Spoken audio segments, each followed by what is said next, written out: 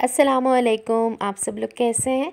उम्मीद है कि खैरियत से होंगे, अपने अपने घरों में खुश होंगे, आबाद होंगे। कल तो पूरी रात यानी परसों की रात और कल का पूरा दिन बारिश की नज़र हुआ। बहुत मज़ा आया, बारिश को बहुत एंजॉय किया और रहमत बनकर आई अल्हम्दुलिल्लाह, ज़हमत बनकर नहीं आई। हाँ, कुछ लोगों के लिए तो परेशानी हुई जो झुग्गियों वगैरह में, झोपड़ियों में रहते हैं, जिनके घर कच्चे हैं। लेकिन वैसे इतना ज़्यादा पानी वानी नहीं भरा, अल्हम्दुलिल्लाह अल्हम्दुलिल्लाह काफ़ी अच्छा रहा। और आज भी मौसम इतना प्यारा, मतलब ज़ाहिर सी बात है बारिश के बाद जो है ना वो ठंड बढ़ गई। पहले इतना गर्म मौसम हो गया था कि किसी चीज़ की ज़रूरत महसूस नहीं हो रही थी, ना शॉल ना स्वेटर, किसी चीज़ की नहीं। लेकिन अल्हम्दुलिल्लाह अल्हम्दुलिल्लाह आज बहुत प्यारा मौसम था। और आज जो है वो हमारे वैक्सीनेशन का सेकंड डोज़ ड्यू था और आज हमने सेकंड डोज़ वैक्सीनेशन का करवाना था।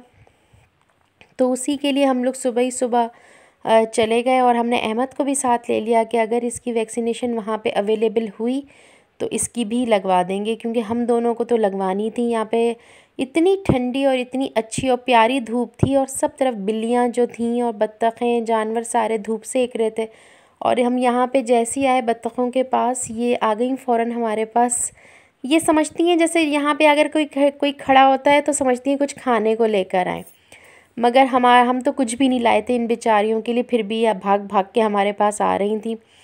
और ये रास्ते की कुछ मैंने ली, मतलब हमारी ये बिल्डिंग्स हैं, ये हमारी सोसाइटी की बिल्डिंग्स हैं और इनके एक जैसी ये सारी बनी हुई है और इसके सारे अहाते में ना नर्सरी बनी हुई है, तो बहुत अच्छी लगती है। बाहर नर्सरी और अंदर ये सारी हमारी ही बिल्डिंग्स हैं, हमारी सोसाइटी की। वहाँ से लेके यहाँ तक ये हमारी जो है बिल्डिंग्स यहाँ पे आके ख़त्म होती हैं सोसाइटी की। तो बस वही कवर कर रही थी, बहुत अच्छी लगती है मुझे नर्सरी वगैरह। जब हम वहाँ वैक्सीनेशन के लिए गए तो पता चला वैक्सीनेशन सेंटर बंद पड़ा हुआ था, बड़ा गुस्सा आया। खैर फिर वहाँ से निकले, मैंने कहा बच्चों को कुछ स्नैक्स वगैरह करा दूँ, कुछ जूस वगैरह पी लेंगे। अहमद ने तो कुछ खाया भी नहीं था, हमने तो फिर भी अंडा खाया हुआ था उबला हुआ।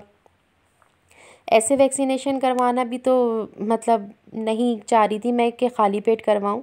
तो हम दोनों ने तो फिर भी बॉइल्ड एग खाया हुआ था, अरीशा ने और मैंने, लेकिन अहमद ने तो कुछ भी नहीं खाया हुआ था। अब हम ढूंढ रहे थे इधर से उधर, कोई हमें मिल भी नहीं रहा था कि हम किससे पूछें कि वैक्सीनेशन सेंटर बंद क्यों है और अगर खुला है तो है कहाँ। तो पहले हम इस तरफ से गए, फिर हम इस तरफ से, हमने कहा चलो थोड़े स्नैक्स कर लें, फिर हम दोबारा गए कि शायद अब खुल गया। लेकिन जब हमने दोबारा जाके देखा तो भी वो नहीं खुला था। तो अब हम समझ गए कि या तो ये लोग बारिश या किसी मौसम की वजह से आज आए नहीं है या फिर नहीं। लेकिन फिर किसी से हमने पूछा, बड़ी ख्वारी के बाद हमें आखिरकार मिल गया। उन्होंने अलग से उसका रास्ता बनाया हुआ था और यहाँ पे वैक्सीनेशन सेंटर को जो है चेंज करके वहाँ से यहाँ कर दिया था। और फिर उसके बाद बहुत ही ज़्यादा ख्वारी के बाद वो वक्त आ गया और फिर हम लोगों ने जल्दी जल्दी सब ने वैक्सीनेशन करवाई। और उनका अमला मौजूद नहीं था, काफ़ी स्टाफ वहाँ से गैर हाजिर था। 2-3 घंटे की ख्वारी के बाद जाके वैक्सीनेट हुए हम सब। अल्हम्दुलिल्लाह ये काम हुआ और थके आ रहे फिर घर पे आए। और घर पे आके मैंने पुलाव बनाया और उसकी रेसिपी मैंने नहीं डाली इसलिए कि ऑलरेडी बहुत दफ़ा आपके साथ शेयर कर चुकी हूँ। और इधर अरीशा जो है वो कुछ अपने चीज़ें, हैश ब्राउन्स या पता नहीं क्या बनाने की कोई कोशिश कर रही थी, लेकिन टाइम तो था नहीं। लेकिन वो बेचारी लगी हुई थी क्योंकि बीच में नमाज़ें वगैरह आ जाती हैं, दिन छोटे हैं, फिर वो कोचिंग भी उसको जाना होता है। तो मैंने इतनी देर में जो है थोड़ी सी मूली और प्याज काट ली, अरीशा ने रायता बना लिया था।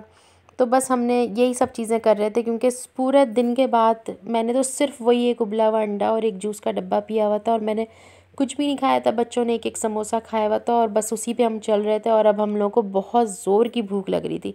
तो यहाँ पे अरीशा जो है वो आलू ग्रेट कर रही थी, कुछ हैश ब्राउन्स बनाने की उसमें थी कि मैं कुछ हैश ब्राउन्स वगैरह बना लूँगी। लेकिन बच्चे हैं, उनको ये नहीं पता होता कि इन चीज़ों को बनाने में काफ़ी टाइम लगता है। तो कह रही बन ही जाएगा रात तक जो भी है। तो मैंने कहा चलो बनाओ, दिल चाह रहा है तुम्हारा बनाने का। तो फिर मैंने पुलाव बनाया, फिर मैंने सबको पुलाव दिया और पूरे दिन के बाद एट लास्ट अल्लाह का लाख लाख शुक्र अदा, जितना भी शुक्र अदा करें कम है, कि हम लोगों ने अल्हम्दुलिल्लाह भरपेट खाना खाया और बहुत ही अल्लाह का शुक्र अदा किया।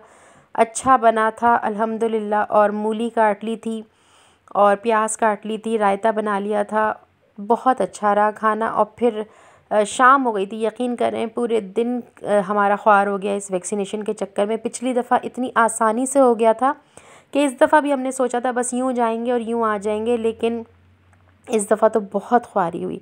और कल चूँकि बारिश की वजह से सारे कपड़े जो हैं वो नहीं सूख, मतलब कपड़े तो मैंने बाहर डाल ही नहीं पाई सुखाने के लिए, तो मैंने सारे अंदर कमरों में ही सुखाए थे और ये अभी भी गीले हैं। पता नहीं ये गीले हैं कि ठंडे हैं, लेकिन बस इत्मीनान नहीं हो रहा। अब एक एक कपड़े को तो मैं इस्त्री नहीं करवा सकती। ये जो घर में पहनने वाले ट्राउज़र्स टी शर्ट्स होती हैं, नाइट सूट्स या तकिया गिलाफ, ये सब मैं इस्त्री नहीं करवा सकती, इसलिए कि बिजली इतनी महंगी हो गई है कि मैं ये सब कब, और फिर इतना किसके पास टाइम पड़ा है कि, और ख़ास तौर पे भाई बिजली इतनी महंगी है कि इन कपड़ों पे कौन इस्त्री करवाएगा। वरना हल्का हल्का सा अगर इस पे इस्त्री फिर जाए तो ये थोड़े गर्म हो या एहसास हो जाए कि भाई चलो सूख गए। जब तक कपड़ों को अच्छे तरीके से धूप ना लगे या कपड़ों को अच्छे तरीके से हवा ना लगे ना, मज़ा ही नहीं आता। कपड़े ठंडे ठंडे और नम नम लगते हैं। और अगर इनको ऐसे ही रख भी दो तो फिर वो अजीब सा लगता है। खैर शाम को भी मौसम बहुत प्यारा हो रहा था कि शाम का टाइम था जब मैं यहाँ का देख रही थी, मैं अपने हस्बैंड का इंतज़ार कर रही थी, और माशाल्लाह बहुत प्यारा मौसम, बहुत ठंडी हवाएं चल रही थी और बिल्कुल ऐसा लग रहा था जैसे कि कोयटा की बर्फ़ानी हवाएं। अभी तो फ़िलहाल रुकी हुई, लेकिन अभी थोड़ी देर पहले इतनी तेज़ हवाएं चल रही थी कि लग रहा था आवाज़ें आ रही थी शूं शूं करके। और फिर जो है मेरे हस्बैंड आ गए और फिर वो फ्रूट्स वगैरह लाए, तो मैंने सारे फ्रूट्स इस बास्केट में अरेंज कर दिए थे। तो कीनू और अमरूद तो मैं रख चुकी थी, और फिर मैंने माल्टे, वो जो फ्रूटर टाइप के होते हैं, माशाल्लाह बहुत अच्छे कीनू फ्रूटर अमरूद आए हुए हैं। और जिस सीज़न का जो फ्रूट हो ना, उस सीज़न में उस फ्रूट को ज़रूर खाना चाहिए। और जिस वक़्त वो सीज़न जा रहा हो या वो फ्रूट का मौसम जा रहा हो, उस वक्त आप उसको खाना तर्क कर दें। लेकिन जिस वक़्त नया नया फ्रूट आ रहा हो, तो उस वक़्त आपको उस फ्रूट को ज़रूर खाना चाहिए।